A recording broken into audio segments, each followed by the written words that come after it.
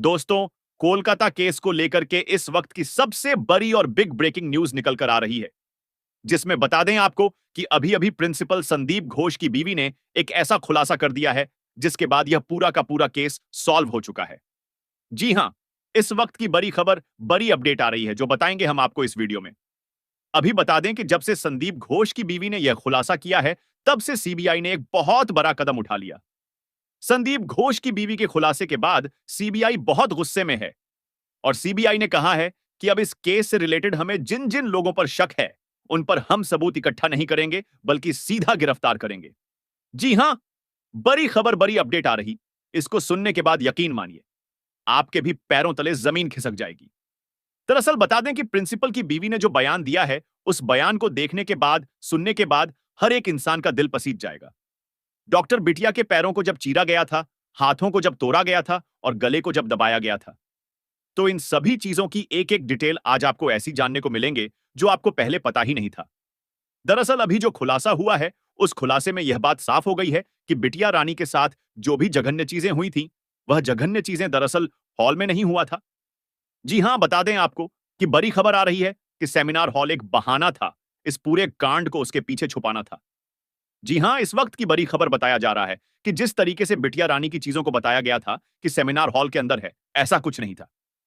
और इसको लेकर के सीबीआई के हाथ एक बड़ा सबूत और सीसीटीवी फुटेज भी हाथ लग चुका है।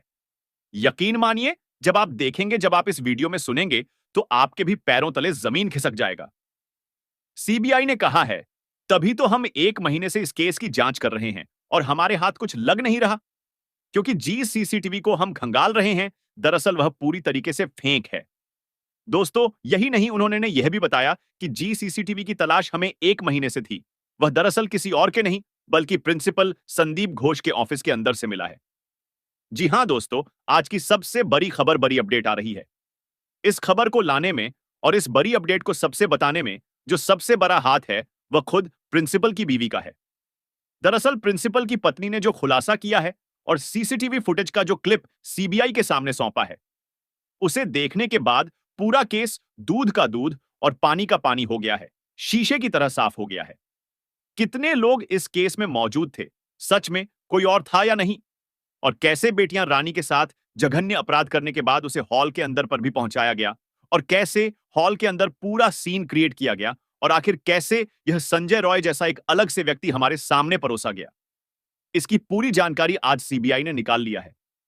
यकीन मानिए, संदीप घोष जो प्रिंसिपल है, उसकी बीवी ने यह कर दिखाया है।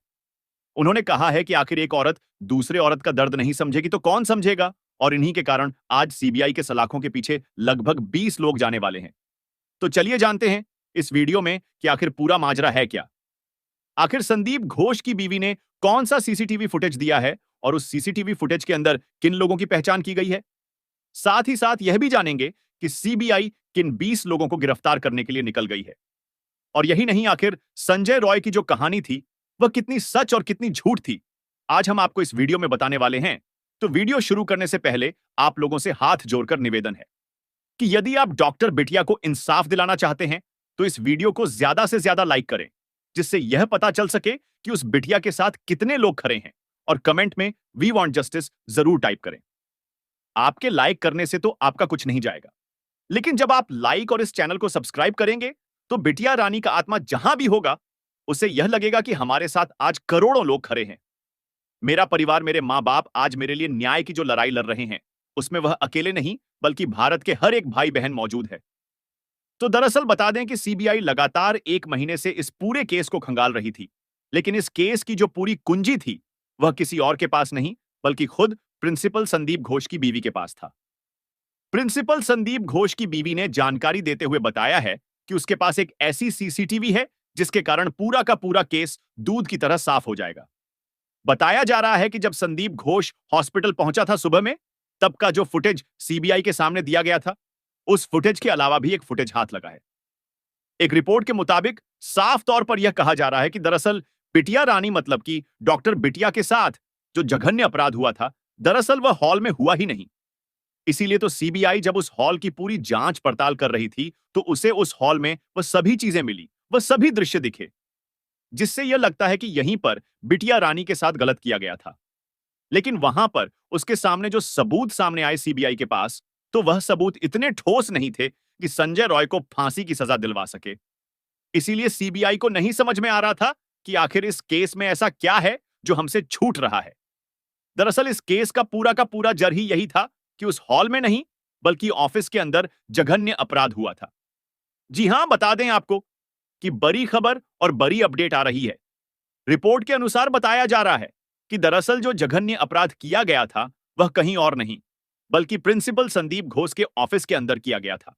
जैसे ही ऑफिस के अंदर जघन्य अपराध किया गया, तुरंत उस ऑफिस से बिटिया रानी को घसीटकर सेमिनार हॉल में पहुंचाया गया और सबसे पहला काम जो किया गया कि पूरे ऑफिस को पानी, फिनाइल और केमिकल के द्वारा, डेटोल के द्वारा धुला गया।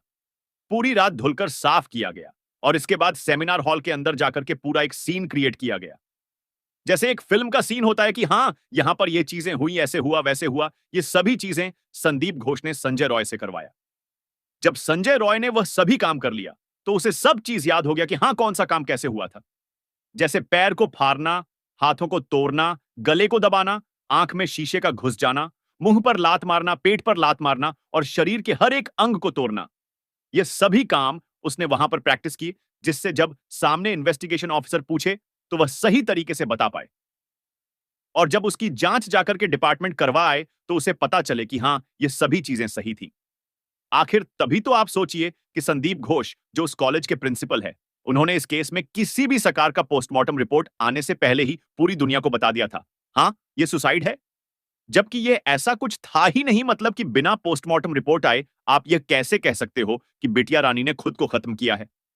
जबकि वह पहली बार में प्राइम फसिया से ही लग रहा था कि यह दरअसल खुद से किया गया नहीं, बल्कि कई लोगों के द्वारा किया गया कांड है। पुलिस को जब बुलाया गया और उस सीन को दिखाया गया, तो वहां पर पुलिस के अलावा कई सारे लोग मौजूद थे।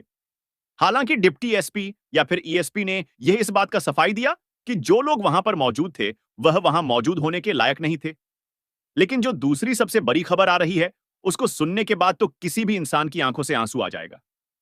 दूसरी जो सबसे बड़ी खबर आ रही है, वह यह है कि पीड़िता की मां ने साफ तौर पर पुलिस पर आरोप लगाया कि पुलिस इस केस को उसी दिन दबा रही थी, जी इस दिन मैं अपनी बेटी को देखने गई थी। दूसरी बात, जब उसकी बेटी से उसे मिलने दिया गया, तो वह भी कुछ समय के लिए दिया गया, ताकि वह पूरी तरीके से अपनी बेटी को ऑब्जर्व ना कर पाए। यही नहीं, जब ये सब चीजें हो गया, तो सबके द्वारा यह बताया जा रहा था, दबाव बनाया जा रहा था कि दरअसल तुम्हारी बेटी के साथ कुछ हुआ ही नहीं है। उसने खुद ही सब कुछ किया है, लेकिन एक मां तो मां होती है। वह बोली कि मैं अपनी बेटी से कुछ देर पहले बात की थी, वह बहुत खुश और बहुत सही थी। लेकिन ऐसा कैसे हो गया? हम उसकी शादी की बात कर रहे थे, शादी के लिए लड़के ढूंढने जा रहे थे, और यहां पर आप बोल रहे हो कि उसी ने सब कुछ किया? यह असंभव है। जब पीड़िता की मां ने यह बात उठाई, तो पीड़िता के घर वालों के ऊपर पुलिस के द्वारा दबाव बनाया गया। यह किसी और ने नहीं, बल्कि पीड़िता के घर वालों ने ही बताया। उनका कहना है कि पुलिस ने हम पर यह दबाव बनाया कि मामले को रफा दफा किया जाए। फिर जब यह मामला न बना, तो उन्होंने एक सादे पेपर पर साइन कराने की कोशिश की, लेकिन उनके परिवार वालों ने पेपर को पुलिस के सामने फाड़ के उनके मुंह पर फेंक दिया। और फिर क्या था? फिर उनकी मां कंफर्म हो गई कि जब पुलिस दबा रही केस को, तो जरूर केस कुछ और है। तो दोस्तों, यहां पर जरा आप एक बार सोचिए और गौर कीजिए कि अगर प्रिंसिपल संदीप घोष इसमें डायरेक्ट इवॉल्व नहीं होते, तो एक पियन को, मतलब एक नौकर को, वह क्यों बचाते हैं? ये कोई स्कूल के प्रिंसिपल नहीं है, मेडिकल कॉलेज के प्रिंसिपल होना एक बहुत बड़ा पद होता है। इसमें कई सारे बड़े अधिकारियों के समान आपको सारी चीजें मिलती हैं। एक मेडिकल कॉलेज का प्रिंसिपल अपने यहां पर एक वॉलेटर से इतना फेवर क्यों करेगा कि पुलिस भी दबाव डाले, वह भी पैसे देकर बचाए और साथ ही साथ पूरे केस को रफा दफा करने की कोशिश करे? यहां तक कि पोस्टमार्टम हुए बगैर ही खुद के जॉब पर रिस्क लेकर के क्यों बोलेंगे कि यह आत्महत्या है? आप खुद सोचिए और सारी कड़ी को एक से एक जोड़िए, तब आपको समझ में आएगा कि हां, सच में यह केस जितना सीधा दिख रहा है, उतना सीधा है ही नहीं। दरअसल प्रिंसिपल की बीवी ने जो फुटेज दिया है, उस फुटेज में साफ है कि किसने क्या किया है, और अब जो गिरफ्तारी होने वाली है, उसकी संख्या बढ़कर 20 हो जाएगी। दोस्तों, इस वीडियो में इतना ही। वीडियो को अंत तक देखने के लिए आपका बहुत बहुत धन्यवाद।